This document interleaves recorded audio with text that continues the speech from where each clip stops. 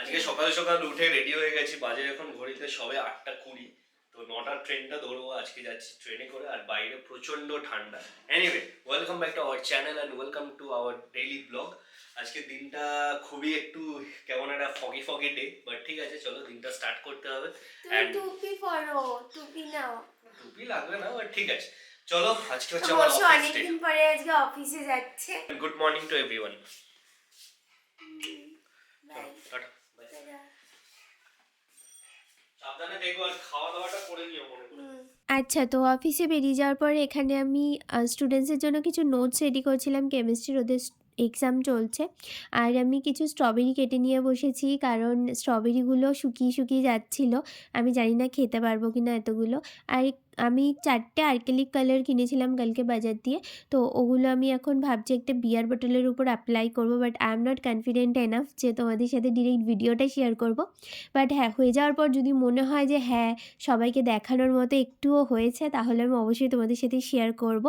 আর এখানেও একটু কফি খাচ্ছিলো, আর যা ওয়েদার, সিরিয়াসলি কফি বারবার খেতে ইচ্ছা করে। এই জাস্ট অফিস থেকে ফিরলো, আর এই যে ছোটো ছোটো ঠোঙ্গায় অনেক কিছু নিয়ে এসছে, দুটো সিঙ্গারা, ছানার জিলাপি। আমি এক কামড় দিয়েছি, এটাও না টেস্টি খেতে।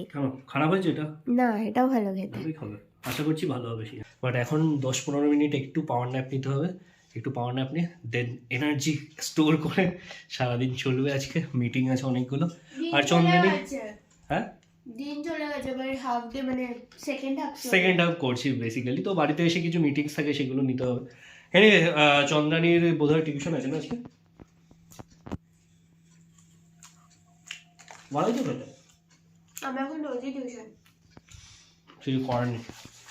তোমরা তো জানো যে আমার সেভাবে রান্না করার সুযোগ হয়ে ওঠে না, কারণ আমার শাশুড়ি মাই সমস্ত রান্না করেন, আর উনি এতটাই বেশি রান্না করেন যে অন্য কারোর রান্না করার সুযোগ হয় না, কাউকে রান্না করতেও দেন না উনি। তো আমি ভাবছি আজকে একটুখানি আলুর দম করব। তো ওকে বললাম যে একটু কড়াইশুঁটি দিয়ে আলুর দম করি, তো ও বললো হ্যাঁ, তার সাথে ফ্রাইড রাইসও করো। তো আমি এখানে কড়াইশুঁটি দিয়ে আলুর দম আর ফ্রাইড রাইস করবো বলে সমস্ত যোগাযন্ত্র করছি। আর এখন না বেরোনোটা একটু কম হয়ে গেছে, আর যার যেটা অভ্যাস, দেখো প্রত্যেকেরই এক এক রকমের লাইফ, তো আমাদের একটু বেরোনোটা বেশি হতো, এখন যেহেতু কম হয়ে গেছে তাই একটুখানি কেমন লাগছে ঘরে থাকতে। আর যা ঠান্ডা পড়েছে এর মধ্যে আমার বেরোনোটা একদম ঠিকও না। এমনিতে আগে তো আমরা প্রত্যেক উইকে একটা করে ওয়েব সিরিজ আর মুভি নিয়ে বসতাম, বাট এখন একটু বেশি মুভি দেখছি, কারণ যেহেতু বেরোনোটা হচ্ছে না, যখনই সময় পাচ্ছি ও আর আমি দুজনে মিলে একটু মুভি দেখছি, যাতে আমার একটু মাইন্ডটা ফ্রেশ হয়।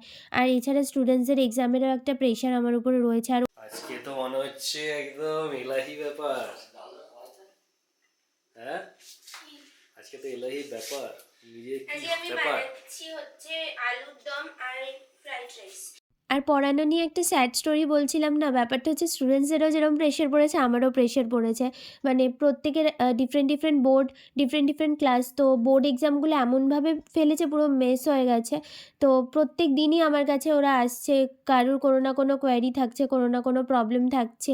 তো এখানে আমার আলুর দমটা অলরেডি কমপ্লিট হয়ে গেছে, ও এসে অলরেডি টেস্ট করে বলেও দিয়েছে যে হ্যাঁ ভালো হয়েছে খুব।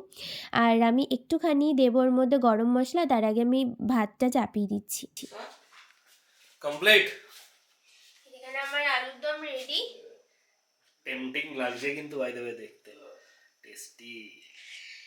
আর এখন বানাবো হচ্ছে এই যে এই সবজিগুলো সমস্ত রেডি করে নিয়েছি। ব্রোকলি, এটা ফ্রাইড রাইসে পড়বে? হ্যাঁ, এগুলো সব ফ্রাইড রাইস। ওকে, বানাও। আর এই যে বড় এলাচগুলো, এগুলো বাবনদা আমাকে দার্জিলিংয়ে কিনে দিয়েছিল, তো এগুলো আমি এখন ইউজ করব। তো এখানে আমাদের ডিনার রেডি। আমি এখানে বানিয়েছি হচ্ছে আলুর দম, গন্ধেই মন ভরে যাচ্ছে। আর বানিয়েছি হচ্ছে এখানে ফ্রাইড রাইস, ব্রোকলি, সমস্ত কিছু দিয়ে।